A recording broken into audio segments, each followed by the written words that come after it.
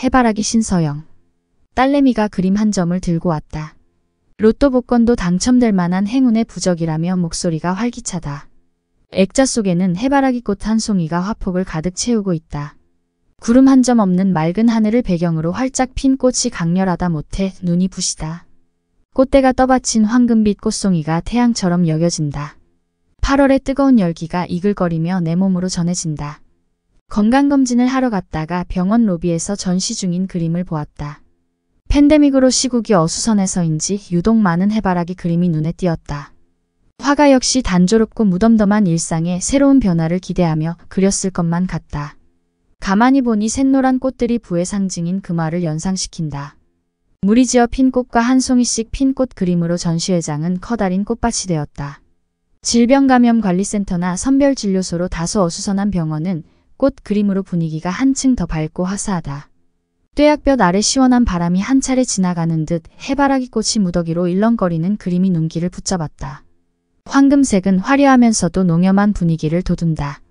자연을 그대로 옮겨놓은 듯 탐스럽다.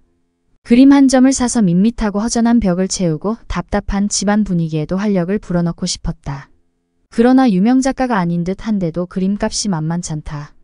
내가 해바라기 그림에 관심을 보이자 그림을 그리는 딸내미가 자기가 그려주겠다고 한다. 그 말에 아쉽지만 발길을 돌렸다. 그러고는 깜빡 잊고 지냈는데 기별도 없이 오늘 그림을 가져온 것이다. 야, 해바라기 꽃을 너무 크게 그렸다. 라는 내 말에 엄마 얼굴 꼭 닮은 꽃이라 개성미가 넘쳐흐른다며 킥킥 웃는 게 아닌가. 딸내미는 얼굴이 큰 나를 두고 보름달이라고 자주 놀리곤 한다. 이렇게 꽃송이가 크고 화끈해야 행운이 저절로 따라온다며 갖가지 이유를 댄다. 그 바람에 식구들 모두 웃음보가 터졌다. 하늘에 비치는 해를 거실에 옮겨놓은 듯 밝고 환하다. 그림을 한참 보고 있으면 뜨거운 열기에 온몸이 후끈 달아오른다.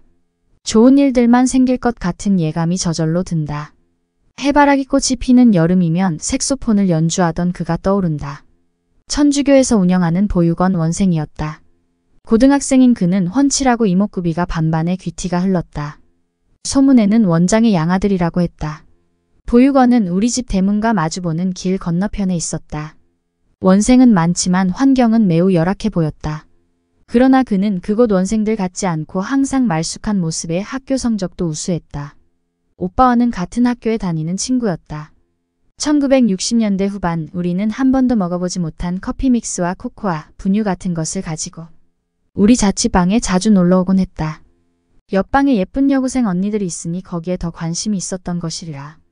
원생들이 멱을 감고 오가는 개울과 공터는 해바라기가 지천이었다. 원생들의 희망인 양꽃대는 하나같이 크고 튼실했다. 어둠이 내리면 밤하늘에서 별 무리가 지상으로 쏟아질 것처럼 반짝거렸다. 그가 부는 감미로우면서 애달픈 색소폰 소리가 여름 밤하늘을 가르면 나도 모르게 구슬폈다. 가슴 밑바닥에서 끓어오르는 그의 소구름 같고 붐없이 자라는 그의 절규를 메아리로 듣는 것 같았다. 고아로 산다는 것은 그가 무엇을 한다 해도 중학생 소녀의 감수성으로는 가엾게만 여겨졌다. 어린 마음에 무엇이든 좀 잘해주고 싶었다. 지금 생각하면 그게 짝사랑이 아니었을까? 그리스 신화에서 태양신 헬리오스가 애인 클리티아의 사랑이 지겨워져 그녀를 해바라기로 만들었다는 비련의 꽃이다. 태양이 자리를 옮길 때마다 바라보며 따라서 얼굴을 움직이는 꽃이 되었다. 그것은 안타까운 정열을 의미하는지도 모르겠다. 무조건적인 사랑이라는 꽃말도 그래서 생겨나지 않았을까?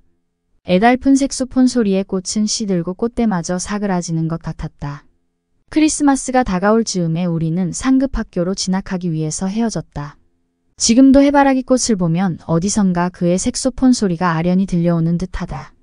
해바라기 꽃을 보고 있으면 한마디로 돈이 없기 때문이다. 라며 동생 태호에게 가난한 삶을 편지로 전한 고흐가 생각난다. 그의 작품에 나타나는 이글거리는 선, 이를테면 끊임없이 태동하는 햇살의 기운에서 떨리는 영혼이 느껴진다. 뿐만 아니라 꽃병에 꽂힌 밝고 선명한 색상의 꽃송이들은 강렬한 희망을 내포하고 어둡고 탁하게 채색된 12송이의 그림에서는 그림이 팔리지 않아. 수도승처럼 살아야 한다는 그의 울분이 슬픔의 씨앗되어 연그러가는 듯하다. 이 정물화들은 지독한 좌절과 우울이 가득한 고흐의 내면에 구원의 햇살이 환하게 비쳐들기를 바라는 갈망의 몸부림이 아닐까? 며칠 전에 개업한 지인의 식당에 갔다. 엘리베이터 입구부터 시작하여 실내는 온통 해바라기의 꽃과 그림으로 장식되어 있었다. 잔잔하게 흐르는 클래식 음악과 모던한 실내 분위기와는 어딘가 좀 어울리지 않아 어색해 보였다. 바이러스가 창궐하는 이 어려운 시기에 개업을 한 만큼 주인의 간절한 마음이 읽혀졌다고나 할까. 돌아오는 길에 나 역시 지인의 식당에 행운이 만개하기를 간절히 빌었다. 해바라기를 거실에 두고 바라본 지 1년이 지났다.